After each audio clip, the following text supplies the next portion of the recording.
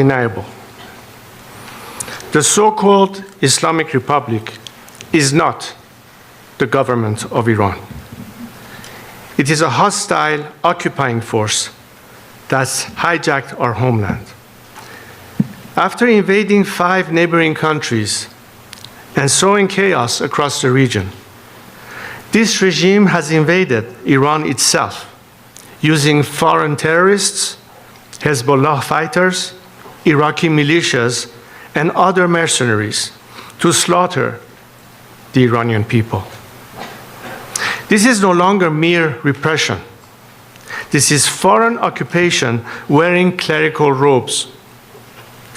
Just as Saddam Hussein drowned the marshes in blood, and Bashar al-Assad turned barrel bombs on his own children, Ali Khamenei and his thugs have committed mass crimes against the Iranian people and against all of humanity. And just like those other tyrannies, the Islamic Republic will fall, not if, but when. The world must hear this clearly. The battle in Iran today is not between reform and revolution. It is between occupation and liberation. And the Iranian people have already chosen their side. Their heads are bloodied, but unbowed. Yet the cost has been heartbreaking. The people of Iran are being slaughtered in the streets and in their homes by a regime that shows no mercy. More than 12,000 Iranians were massacred in 48 hours. One murder every 14 seconds. Khamenei's killers even hunted the wounded protesters in hospitals and executed them in cold blood.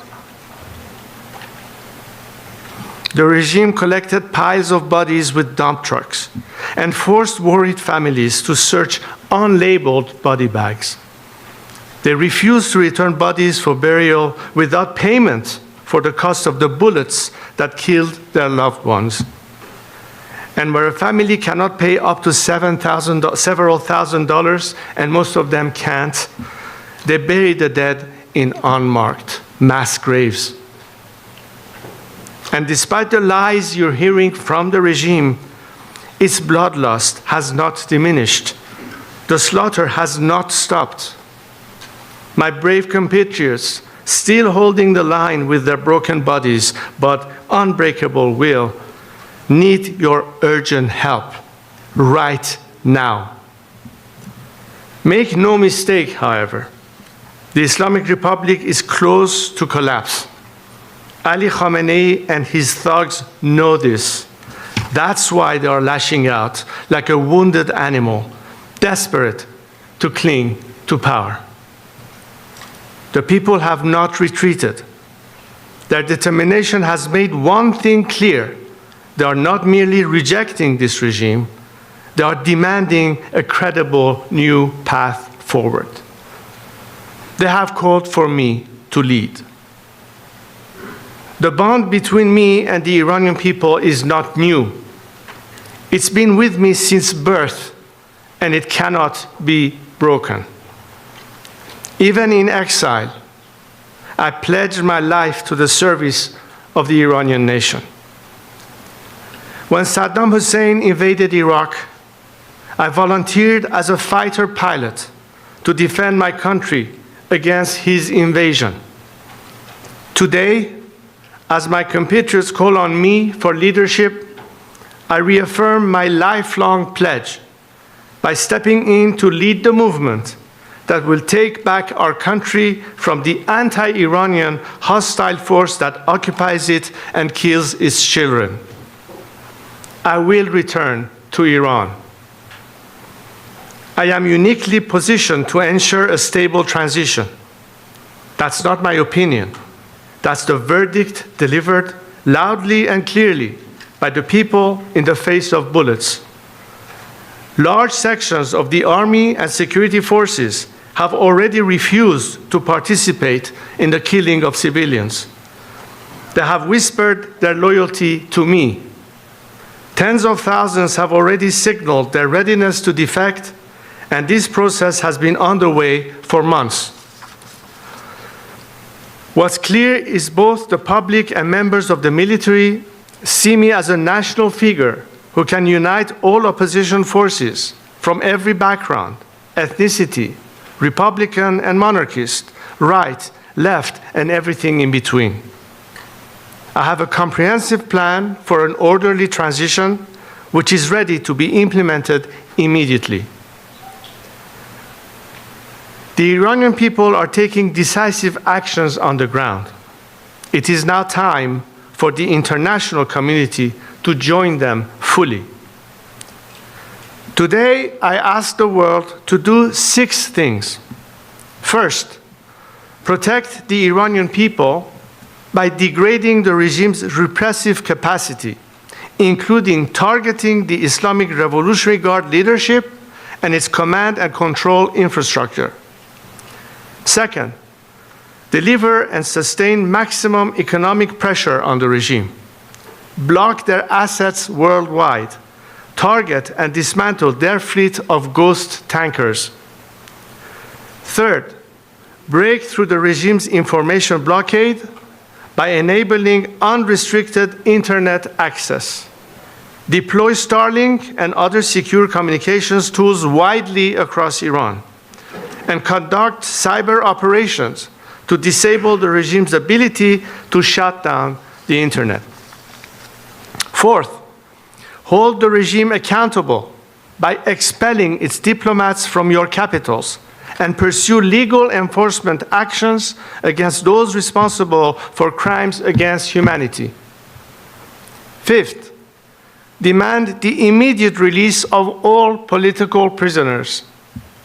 Sixth, prepare for a democratic transition in Iran by committing to recognize a legitimate transitional government when the moment comes. Supporting the Iranian people is not an act of charity, nor is it unwarranted interference. Global stability itself depends on the removal of this regime.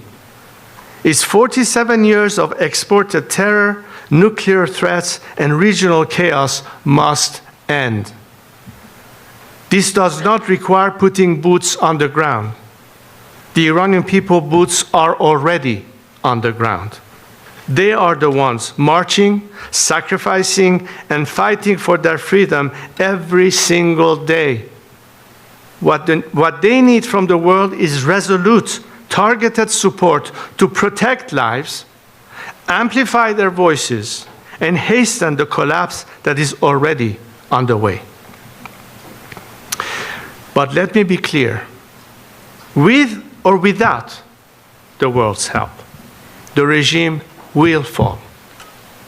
It will fall sooner, and more lives will be saved if the world turns its words into action. A free, democratic Iran will not be a source of endless crisis. It will be a pillar of peace, partnership, and prosperity for the Middle East and beyond. The choice is clear. Stand with the people now, or watch the cycle of instability continue. As I have said to my compatriots, the noble and courageous people of Iran, particularly the young generation, I speak directly to you. Know that you have commanded the world's attention and admiration. History itself stands in awe of your bravery and your sacrifices. You are the immortal guard of Iran. Continue the fight as you have done so far. Do not allow this regime to create the illusion that life is normal. After all the massacres, there is a sea of blood between us and the regime. The regime, through severe repression, killing, and cutting off communications, is trying to instill fear and terror in you and to make you despair of continuing the movement and struggle. But know that because of your steadfastness and fight, thousands of military and security forces have not gone to work so as not to participate in the repression. Save the name of all these criminals. They will be prosecuted for what they have done. Yet justice alone will not heal all the wounds, but it will open the door to healing and a national rebirth. As for the day after our victory, I have a clear plan for the transition to democracy.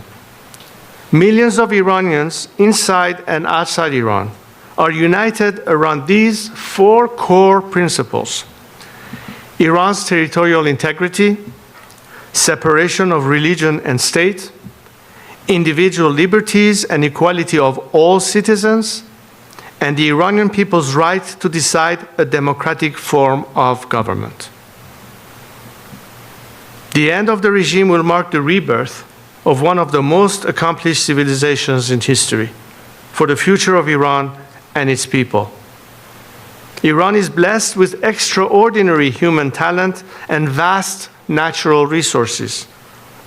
Our people are highly educated, producing one of the highest numbers of engineers in the world, with around 70% women. Today, the corrupt regime wastes these gifts. In a free Iran, our resources and ingenuity will drive prosperity at home and strengthen global supply chains, including America's. A free Iran will be a game changer for peace in the Middle East and for Iran's relations with the United States and the West. The Iranian people love America and hate this regime. After its collapse, instead of death to America, the world will find a nation that embraces America as a true friend. President Trump brokered the Abraham Accords, bringing peace between Arab nations and Israel. I see extending this idea to a free Iran through what we could call the Cyrus Accords, honoring our ancient heritage of tolerance and partnership. The possibilities are endless. There will be a peaceful, stable, and orderly transition. My team of experts have developed a plan for the first 100 days after the regime's collapse and the long-term reconstruction and stabilization of our country. It is backed by business leaders and provides a detailed roadmap for national recovery. Restoring economic confidence, ensuring that essential services continue uninterrupted, and laying the foundation for prosperity in a free Iran. A constitutional process will follow under international observation, allowing Iranians to finally determine their own destiny through free and fair elections. A free and democratic Iran that emerges will live at peace with our neighbors. It will be an engine of growth and opportunity in the region and the world. There are moments in history where the moral imperative for action is so strong that the weight of inaction becomes unbearable. This is one of those moments. The people of Iran have risen to reclaim their country. History will honor those who stand with them.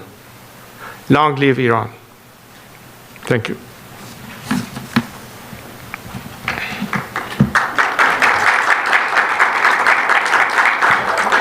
We're going to take a few questions. Some people have asked in advance. I'm going to call some names and also from the audience, don't worry. And the Prince Joseph Pahlavi will reply to them. I'm going to call firstly Ardavan Musbah from Iran International.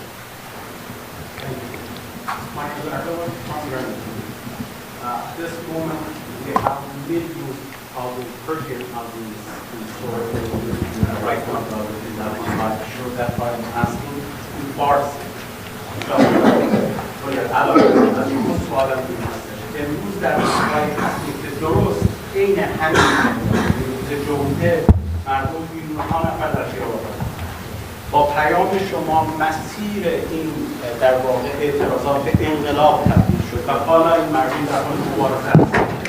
با امید شما و رهبری شما سوال من در این لحظه اینه: شما چه چیزی برای گفتن در این لحظه به ایرانیانی دارید که در حال مبارزه هستند؟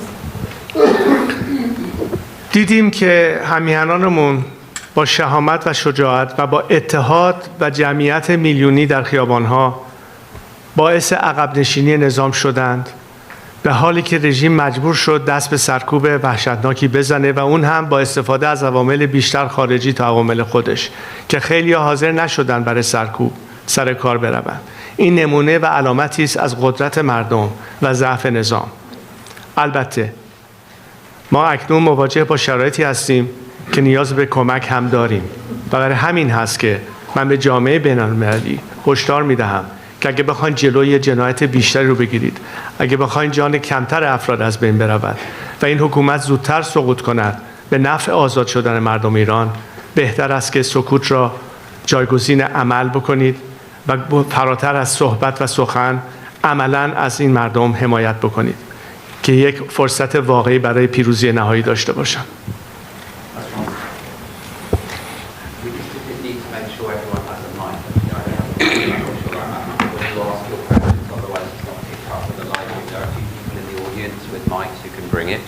Prince, can I ask?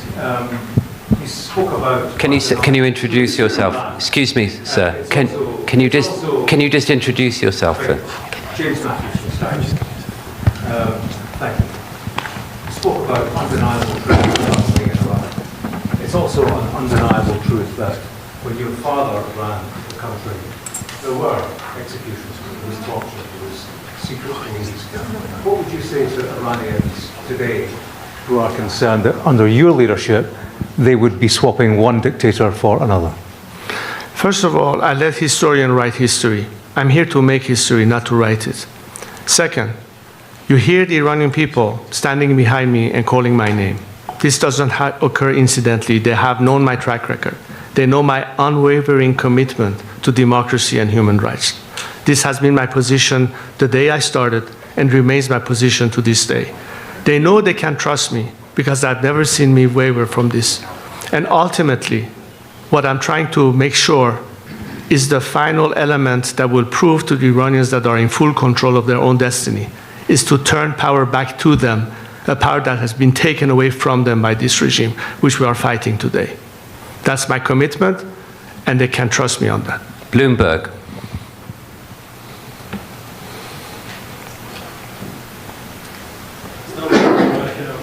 No, I've called Bloomberg, please. Is a gentleman or lady from Bloomberg? No? They asked a question. No, Reuters, please. I'm from Bloomberg. Oh, there's a microphone just coming. Thank you. Hi, I'm Riley Johnson from Bloomberg. Are you having any further conversations with Witkoff or the Trump administration? Look, these are sensitive times, and I'm not going to discuss details of who I'm meeting with and what has been discussed. What I can tell you, however, is that there's strong support for the Iranian people, and I believe that President Trump is a man of his word, and ultimately he will stand with the Iranian people as he has said. Lady from DW. Thank you very much.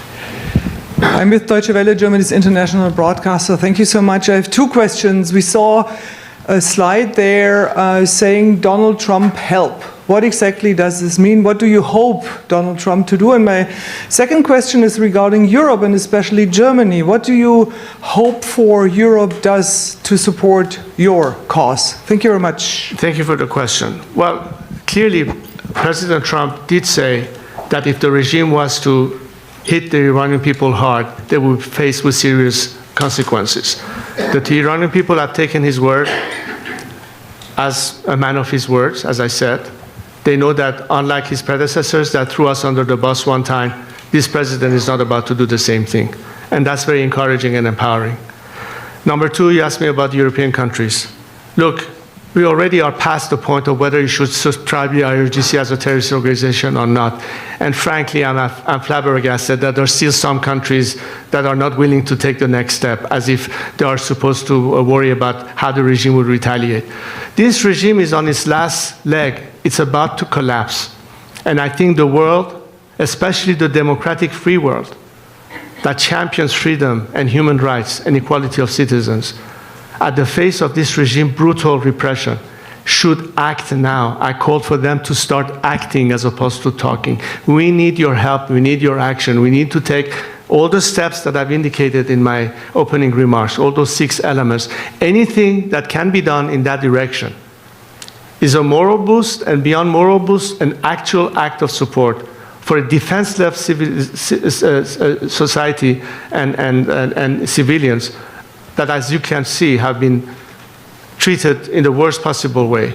And the only hope they have is that their fight for freedom, their sacrifices, will be less loss of life based on your action to expedite this regime's collapse. That's what the Iranian people are expecting from you.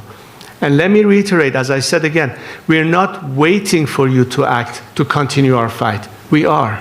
But imagine how much more we can protect more innocent lives from dying by acting and helping us today. These are critical moments that are game changers, not just for us Iranians, but for the whole world. This is what we need from you, so help us. Reuters. Microphone over here, please. Thank you. Humaira Pamuk from Reuters. In an interview a couple of days ago, President Trump actually expressed some doubts about your support inside Iran. How are you planning to win him over, convince him that you do have the support that you say you do? Also, you're talking about thousands of potential defectors, but the IRGC and other forces have hundreds of thousands. So how are you going to assert your control over this establishment? And are you anytime soon going to meet with President Trump? Are you making an active effort? Thank you. President Trump has said that it's up to the Iranian people to decide. And I totally agree. I've always said it's for the Iranian people to decide. And I think the Iranian people have already demonstrated in great numbers who it is that they want them to lead to this transition. So I'm confident that I have the support of my compatriot, and it's for the international leaders to assess the fact on the grounds and see who is capable of doing that. I believe I can, and I have the Iranian people's support. And of course, if anybody in the world is willing to help the Iranian people achieve that goal, that's what I'm trying to do, to help them liberate themselves and attract as much support as I can internationally to be behind the Iranian people this time and on the right side of history. Now, as far as the defection goes, this campaign has started months ago. We started this, in fact, I announced it in another press conference I had in Paris a few months ago. Some of you might have heard about it. At which point we established a system whereby people who want to defect or want to access us or want to indicate their interest to join with us have a secure means of communicating their intentions to us. Since then, tens of thousands have applied. Many of them are from the security forces in Iran, police force, military, IRGC, and we are vetting them as we're speaking. And the mechanism for defection does exist, but most importantly is the principle of having an exit strategy. And on that I've said, anyone whose hand is not soiled in the blood of the Iranian people will survive regime change. We're not talking about de-Baathification. We're not talking about the disaster of post-Saddam Hussein, post-Gaddafi collapse. We're not going to have a failed state. And for me to be able to guide a smooth transition, I'm counting on security forces to be the element that keeps the country secure, protects people's lives and their livelihood, and be part of the solution. As a result, we have already seen people indicating their cooperation. We have already seen elements that refuse to be used as an instrument of repression, which is why the regime is now, as we speak, importing elements from outside the country to be the instrument of repression, as they're running out of their own forces to do that for them inside Iran. And all of this is the indication of the beginning of that collapse. Hopefully, by more support from the outside world, by a determined strike on the regime's elements that are the instrument of repression, as I stated in my opening remarks. In my opinion, that will expedite the process and will also increase the number of defections to be more rapid, so that we are not faced with remnants and pockets of resistance as much as possible. There's never going to be 100% defection, but there comes a point where the regime sees it's futile, and hopefully by then Khamenei will be joining Bashar in Moscow and will be rid of him. This gentleman here.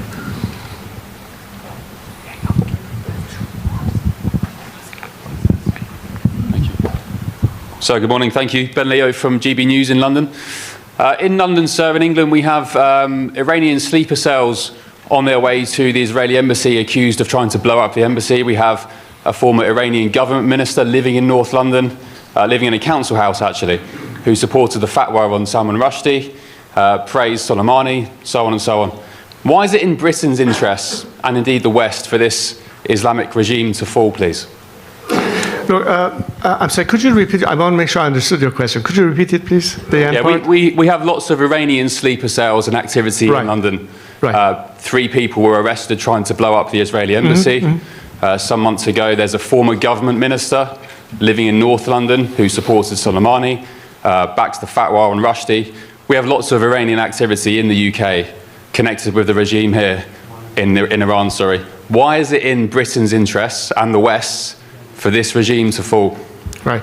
Well, I'm glad you asked the question, because in fact, one of the topics that I raised in some discussions I had the last time I was in London with former prime ministers was exactly to explain to them the mapping of every instrument that the regime is using under Khamenei's direct supervision through so-called centers through which they antagonize British citizens, and of course, many of those sleeper cells that you indicated.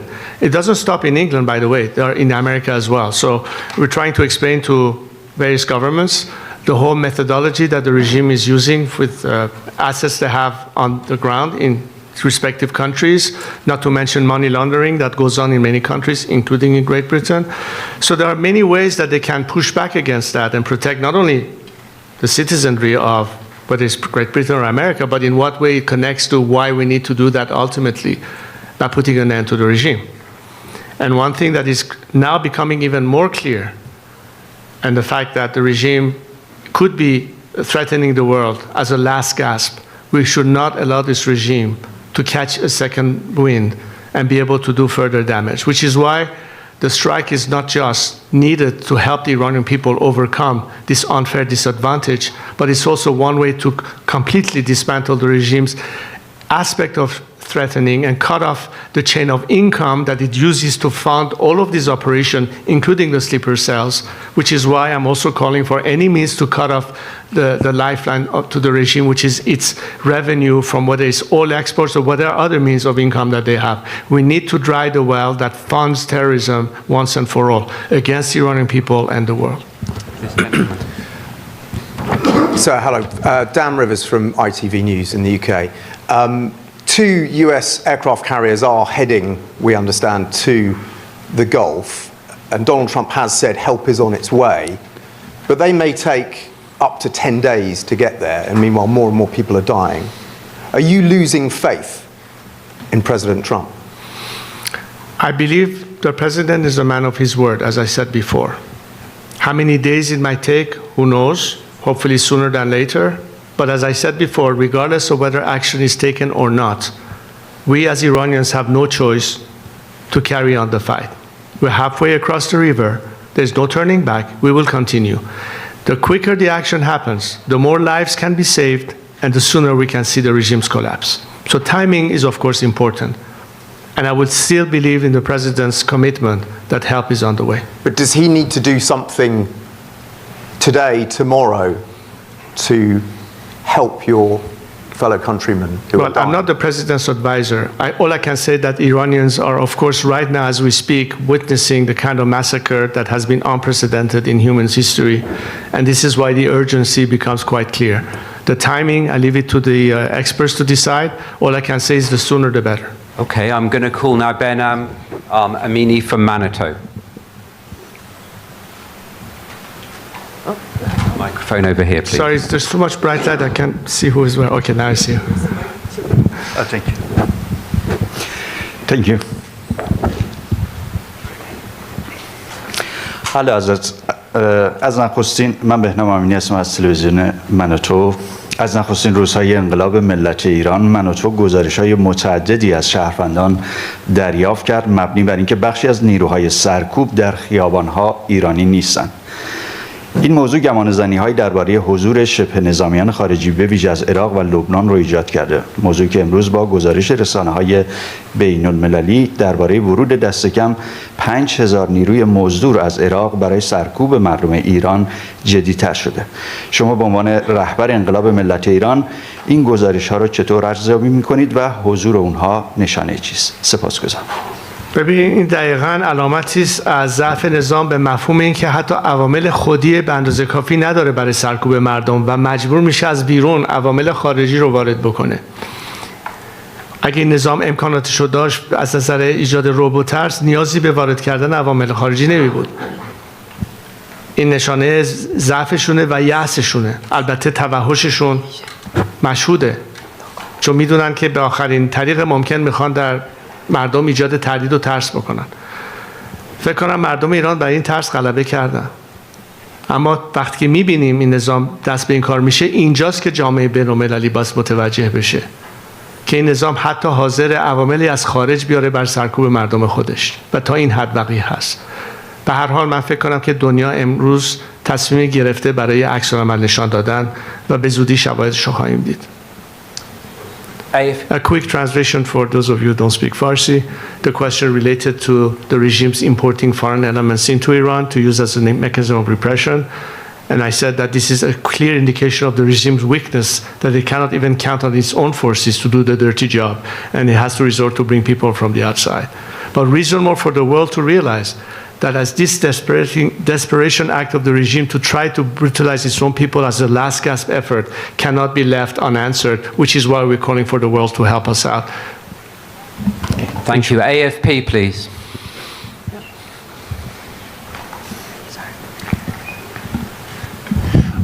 Thank you very much. Sean Tandon with AFP.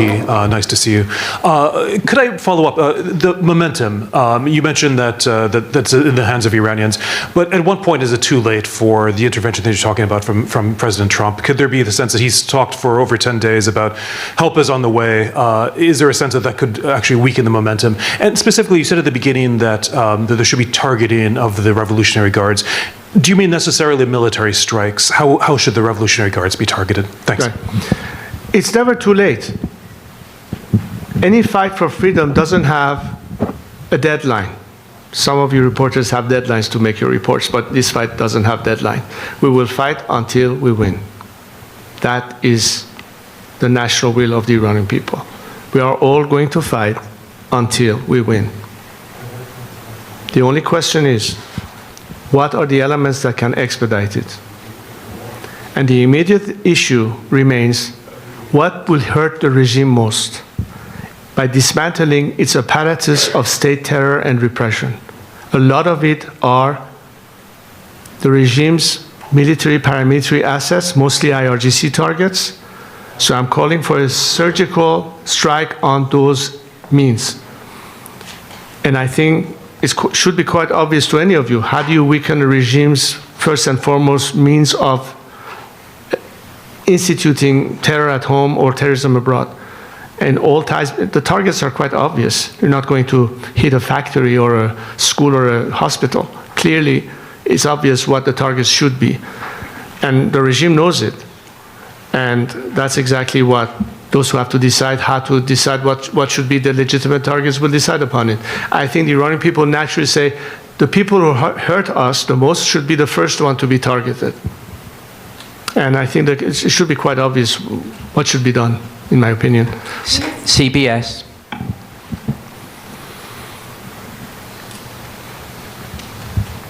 CBS here. Newsmax. Thank you. Good morning, sir. President Trump, up to this point, as we know, has decided not to take military action up to this point. He recently said that the killing has stopped, the planned executions have been halted. Is it your belief that American intervention, specifically military intervention, is necessary for this current movement today to be successful? As I said in my opening remarks, the Iranian people are defenseless on the streets, unarmed against a regime that is unleashing on them with military weapons, AK-47s, assault cars, trying to rip them apart. And these are the odds that are not fair for a nation that is trying to overcome a regime by means of protesting peacefully on the streets. So the only way you can equalize the playing field is to help them have a better chance by weakening the regime's apparatus of repression. And these are mostly paramilitary institutions such as the IRGC.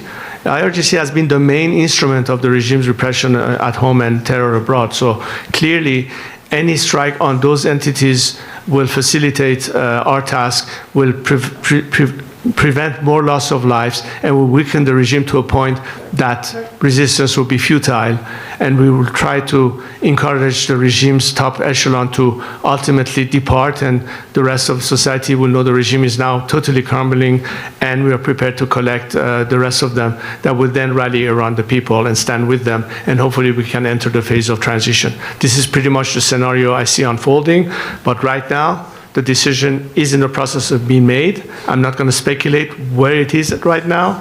I'm not going to go follow every headlines that the news says in any news cycle. There's a lot that is happening and it's unfolding, and I'd rather not speculate. All I say is that if action happens, great. If it doesn't, we will still fight. The difference is it will be longer, costlier to us as a nation, more loss of life. And if the world does care about Iranian loss of life, then they better act and equalize the playing field for us so we'll have a better chance to succeed with less casualties and less deaths in the process. This gentleman here. Thank you. Robert Tate from The Guardian. Mr. Pahlavi, you have said you have a detailed plan to lead the transition when the regime falls. Does that include establishing a constitutional monarchy on the basis of the one your father was head of? Or do you foresee yourself as merely a transitional or temporary figure? And if so, how would that differ from the vow of Ayatollah Khomeini in 1979, who said at the time of the revolution that he would simply be a transitional figure who would return to home and would retire from active politics only to set up a repressive theocracy? I mean, can you give a pledge that you would not be a second Ayatollah Khomeini? I invite all of you after this press conference, and I have some of our experts available to you to explain all of this process in more details. One of the projects that I started a few years ago is called IPP, Iran Prosperity Project. This project is meant to address all of the issues, beginning with the first 100 days of how to manage the transition and stabilize the country. Short midterm range, anywhere between 6 months to 2 years of the rest of the normalization phase, and ultimately Iran's development down the line. Many documents have been generated with the help of legal experts, economists, and others to explain the chronology of events. But in relationship to your question, the way we have proposed the process to go is that the minute the regime collapses, the transitional government takes control. It works towards working in a process where we have its own judiciary branch, executive branch, legislative branch, and temporary parliament to oversee the elections of ultimately a national assembly. By first allowing the Iranian people, after about 4 months' time, and many other debates, what is the form they would like to have as a future system of governance by means of referendum. Whatever the majority of the Iranian people decide, their representative in the Constitutional Assembly will be tasked with the responsibility to draft the constitution of this next system and present that constitutional project to the nation. The nation will have the opportunity to either ratify that proposed constitution, or if not, send it back to that Constitutional Assembly to rewrite it whatever way is fitted, again submit it to a secondary referendum. If in the second referendum there's still no consensus in majority, that Constitutional Assembly would dissolve. A new Constitutional Assembly will be created, and the process will again occur until finally we have a ratified proposed constitutional project. Once that happens, the first parliament of this new democracy will be elected, and the first government of that new system will be elected. If it's a republic, the president will be elected. If it's a monarchy, the prime minister will be elected. At that time, the transitional government dissolves itself and passes over and hands over the responsibility and the authority to the newly elected government based on that new constitution. This is the process from beginning to end. My role in all this is to lead this transition, help with the transitional structure, bring in all the elements that check all the boxes, because the country has to function. Day one, somebody has to pick up the trash. The train has to run on time. Basic services have to be provided. And at this stage, what we are inviting to have the quickest, smoothest transition, the maximum participation, on the one hand, of the military and paramilitary forces to play their role, and the civil society and the bureaucracy to be also in place to be able to address these things. So the majority of these instruments are already in place. And again, against the model of debathification, we count on the majority of these people to remain in their jobs. We want to make sure that the world can help us, so the transitional government can pay salaries so people can maintain their jobs and do all of that. All of these things have been studied and explained in details. And as I said, I invite you to study those, I don't know, I think at least 170 pages of it. And as I said, we have our experts here who can further in detail explain to all of you what is it exactly that we propose. But in a nutshell, this is what we're doing, and this is the process you can expect and anticipate. Thank you. On BFM.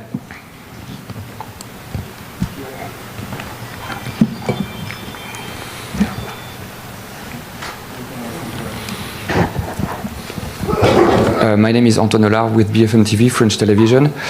In France, the government has been criticized for being too soft by saying that the regime is too brutal. What is your message to the President of France, and what do you expect from him to put pressure on the regime? Thank you. Again, I think the more we have solidarity from the international community, and France is a very important country. The relationship that France has had with Iran goes back centuries. I know many French people. I know their sympathy and their appreciation and love of Iranian culture and whatever it is that we stand for. And we have had very good relationships in the past. The question is, what is the behavior of this regime? Does it adhere in any simple way to the very principles that France stands for: égalité, fraternité, liberté, laïcité, all those main principles that we're fighting for. So as the president of a democratic, secular, laïc nation, and as I said, one of the top principles is separation of church and state, I think the message should be clear, that the French people and its government stand on the side of people who seek the same liberties, the same human rights, the same freedom of religions, and the same protection of equality of citizens under the law that the French people enjoy in France. And we would like, as Iranians, to have it in Iran. So this is an important message. Are we continuing to go and appease a regime that is murdering its own people? Or is it time to abandon that path and now stand with the Iranian people and help them in their liberation? It's a very simple choice to make. And I advise the French president, if I may, to heed the call of millions of Iranians who turn towards the free world and say, what says you? Are you with us? And I hope the French president will say at the end of the day that he stands with the Iranian people. Just a follow-up in French. Est-ce que vous avez été déçu par la réponse d'Emmanuel Macron, qui a été assez molle, entre guillemets, face à la répression brutale du régime? Écoutez, comme je vous l'ai dit, c'est un crime contre l'humanité qui se passe en Iran actuellement.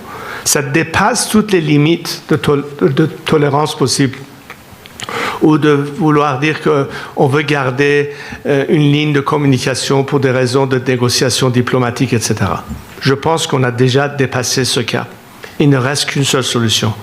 Éviter un massacre, éviter un bain de sang, éviter qu'un pays qui peut être un élément de stabilité, dans l'intérêt stratégique de l'Occident, une fois débarrassé de ce régime, mettra fin non seulement à la misère et la répression chez nous, mais en même temps profitera à ce que le monde puisse enfin respirer, soulagé, d'avoir pas un problème d'avoir encore à abriter d'autres réfugiés qui doivent venir sur le territoire européen déjà saturé, plus dans l'intérêt économique de ce pays, un pays qui peut vous fournir pendant des décennies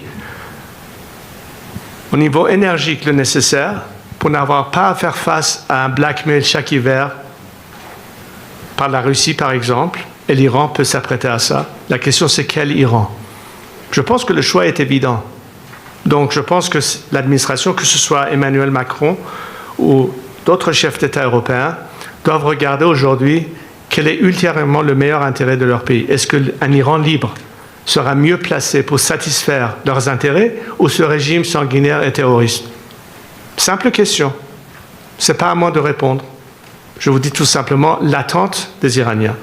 Maintenant, c'est au président français ou d'autres leaders de décider finalement où est-ce qu'ils se placent. The lady here. Hi, Michelle Kellerman with NPR. Would you just get for a microphone? Thanks, Michelle Kellerman with NPR. You mentioned that you wanted to see the Ayatollah in exile in Moscow, but the Russians are providing political cover for the Iranians at the UN. Today, Putin called Netanyahu to present himself as a peacemaker. What do you think the Russians are doing? Do you think Trump could believe the Russians in this case? You know, once the dust settles, as far as the Iranian people are concerned, and how in this game of geopolitics things sometimes unfold in one direction or the other, even Moscow is considering, what if this regime is no longer there? Then what? The Chinese are doing the same. They've been very quiet lately, not taking any position. So I'd rather not speculate, but simply say that a stable Iran, a strong Iran, a democratic Iran will not be antagonistic to anyone's interest, including Russia and China. What we want as Iranians is a fair deal. We don't want to be taken advantage of in lopsided, unfair deals that is against the national interest of Iran simply because a corrupt regime and weak is offering concessions left and right. We want to have a fair relationship with everyone. It's a normal interest for us to look towards the West, primarily because we are focused on democratic free nations to partner with in alliance and cooperation. And of course, our immediate neighborhood, which is why it is crucial for the world to understand that a different Iran will be committed to cordial relations with our immediate neighbors, with Israel, with the Saudis, and the rest of them in the Arab world, and the rest of the countries in our immediate neighborhood. And that extends to everybody else, provided, of course, that we as a sovereign nation are able to protect our liberties and our rights. And we'll deal accordingly and reciprocally with anybody respecting that, based on mutual respect. That's the end of the subject. So whatever we see now happening depends on the clarity of the ultimate outcome. The more the Iranian people are empowered, the more we can then tell the world, we as Iranians, unlike this regime, are committed to peace, are committed to stability, are committed to improve the lives of people by means of trade, commerce, cooperation, and everything else that this regime has taken away from us. Iran today should have been the next South Korea of the Middle East. Iran at the time had 5 times the GDP of South Korea. Today we have become North Korea. Not because we don't have the human resources, not because we don't have the natural resources, but because we have a governance that doesn't give a damn about the people and the livelihood, that have exploited our nation and its resources, that has impoverished our nation while funding radical extremist terrorist groups and proxies in the region and beyond, have outstretched their arms all the way to Latin America, and are still standing there only because the delay in their collapse was a result of appeasement. The game changer is enough is enough. The game changer is these people deserve better. And they have proven that unlike this regime that hates the Western world in particular, and particularly the United States, that wants to wipe off a country off the map of the world, we as Iranians are committed to a different future. I went to Israel 2 years ago to show that we are the descendants of Cyrus the Great, who 25 centuries ago helped Jewish slaves be freed from the Babylonian government, helped them rebuild the temple in Jerusalem,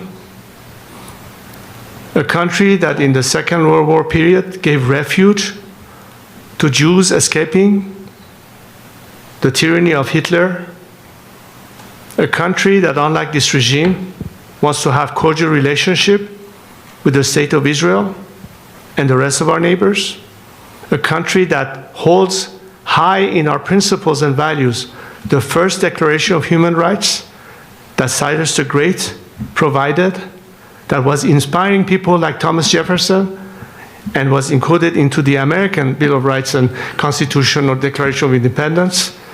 We have pride in that. And the children of Cyrus are not telling you that we are committed to that. That's when I talk about the Cyrus Accords, is in that spirit. This is not me saying it, this is our nation, its culture, its national identity. And this is your truest friend that is now being clobbered, as you saw in that video, by a regime that is un-Iranian and is a threat to all of us. And this is what's at stake, simply at the end of the day. So it's better for all of us to now think of how different the world will be with a liberated Iran. And this is our moment in time. This is Iran's chance to finally, after 47 years, liberate itself. And I hear people from across the world. I see how much sympathy now there is for Iranians, from Australia to Argentina to Canada to Sweden to many, many, many, many countries that are standing with the Iranian people. The people do. Now it's time for their governments to be online and on par with the expectation of various countries that are demonstrating their support for the Iranian people, and even they ask their respective governments to act. It's not just Iranians asking the outside world to act. People in different countries are beginning to ask their governments to act. And I hope that such governments hear their people and our people and stop listening to the regime that has been lying to them deceitfully and is hanging on to power by yet trying to find another opportunity to get out of this quagmire. Let's not give them that chance yet again. I'm afraid last two questions, BBC Persia and then NDTV. BBC Persia first. Is that BBC Persia? خشیار جانی به BBC Persian. شاهزاده من با اجازهتون فارسی سوال میپرسم. شما زمانی که تظاهرات بود در ایران در زمان پس از مرگ مهسا امینی صحبت از اتوبوسی کردید که از همه دعوت کردید سوار این اتوبوس بشن. الان در خیابون‌های ایران، تهران، مشهد، اصفهان، شهرهای کوچیک و بزرگ اسم شما و خانواده شما را صدا می‌کند. آیا هنوز این دعوت وجود داره برای اینکه از دیگران بخواهید که سوار این اتوبوس بشن، همراهی کنند و اینکه بعضی از بخش‌های جامعه ممکن هست که نگرانی‌هایی داشته باشند، قشر مذهبی یا بعضی از اقلیت‌ها، پیام شما برای اونها چه هست؟ خیلی ممنونم. اولا بگم البته ببینید اون 4 شرایط اصلی رو که بیان کردم، یعنی هر کسی اساساً مسئله تمامیت ارضی ایران، مسئله جدای دین از حکومت، مسئله برابری شهروندان در مقابل قانون و حقوق فردی و نهایتاً حق انتخاب آزاد برای تعیین سرنوشت خودشون رو قبول و باور داشته باشند، مسافرین این به اصطلاح اتوبوس هستند و خواهند بود. برای همه افرادی که همگن و همسو با این حداقل اصول همبستگی هستند میتونن با هم کار بکنن. نمونهش این بود که چند ماه پیش در مونیخ در اون کنفرانس همبستگی داشتین، واضحاً دیدید که انواع اقسام جریانات چپ، راست، پادشاهی خواه، جمهوری خواه، نمایندگان اقوام، نمایندگان اقشار مذهبی، ورزشکاران، هنرمندان، همه گونه طیف در اونجا بودن، چون بر اساس این اصول توافق داشتن. ما اکنون کسانی داریم، فرض بفرمایید خیلی هم مشخصاً موضع‌گیری کردن.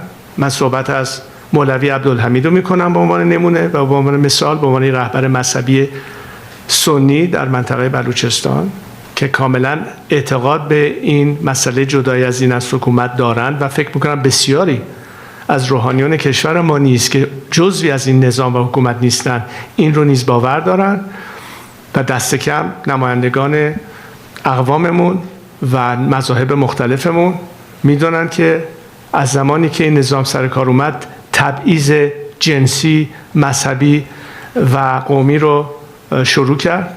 ما همچین مشکلی قبلا نداشتیم و ضمانت این در آینده و قانون اساسی که محافظ حقوق بشر شهروندان ایران باشه تمام این ضمانت‌ها رو مجددا برقرار خواهد کرد. بنابراین هیچ عاملی برای نگرانی یا از غافل عقب موندن یا حقوق برابر نداشتن آنن از بین میره و بنابراین در اون آینده خواهند تونست که در آزادی کامل و در برابری کامل شهروندان متعدد اون مملکت یکپارچه باشند. این تعهدی است، نه فقط تعهد من، با تعهد تمام کسانی که معتقد به اون رسول هستند و اکنون در این جبهه واحد با هم داریم کار میکنیم تا این مسئله رو پیش ببریم. Last question, NDTV.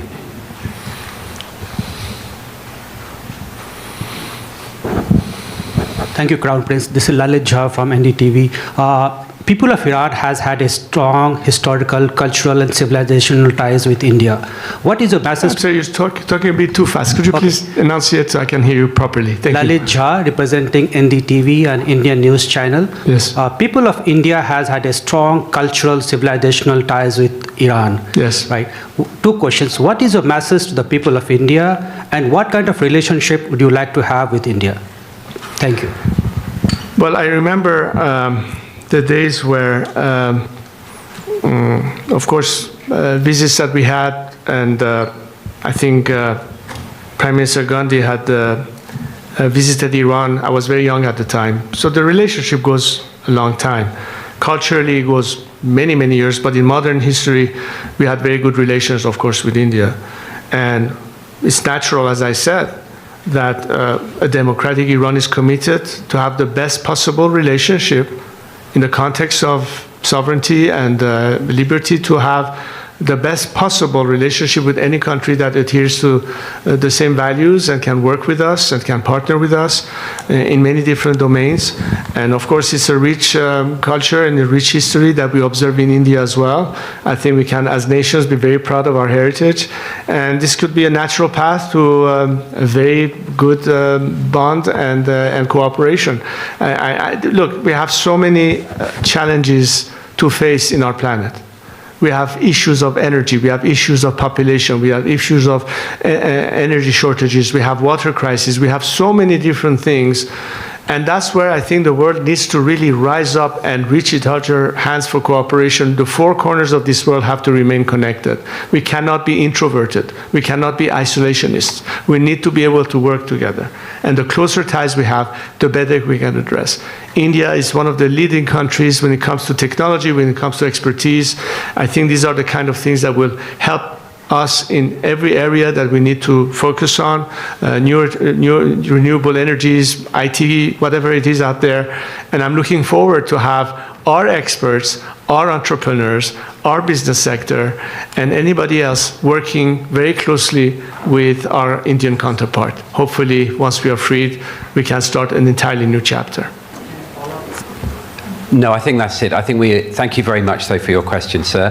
Thank you very much for coming today from the ladies and gentlemen of the press. Thank you, Prince Reza Pahlavi. We have some, as he's mentioned, we have some of his team and some experts here. Parmida, where are you? Parmida over there can field any interviews that people want to do with the experts, whether it's around the Prosperity Project or the situation in Iran, and we have human rights experts and a whole range of people that can do interviews if you would like to, and just speak to Parmida. Thank you, Prince. Thank you all.